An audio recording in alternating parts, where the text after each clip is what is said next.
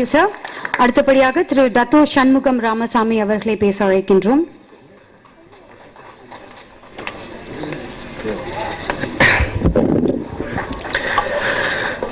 இறை வாழ்க, தாய் தந்த தமிழ் வாழ்க.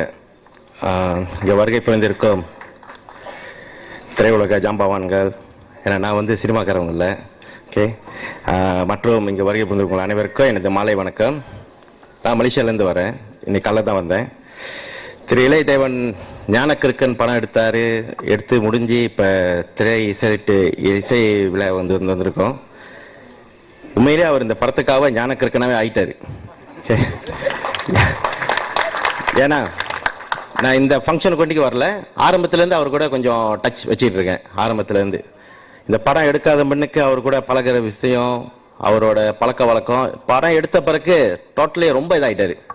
படம் தான் எப்போ போன் அடித்தாலும் மலேசியாவுக்கு இந்த மலையாளி இந்த செஞ்சுருக்கேன், அதை செஞ்சுருக்கோம், அதை பார்த்துருக்கோம்.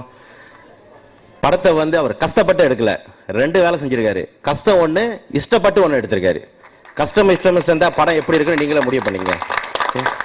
எனக்கு ரொம்ப பிடிச்ச படம் இன்ன வரைக்கும் பாரதி சார் இங்கே இருக்காரு, அதுக்காக நான் சொல்ல, முதல் மரியாதை. அதுக்கப்புறம் நான் பார்த்த இந்த டச்சிங் படம் இந்த படம் தான், ஞானக்கிருக்கன். ஓகே, இந்த படம் கண்டிப்பாக வெற்றி பெறணும்னு சொல்லி ஆண்டவனை பிரார்த்திக்கிட்டு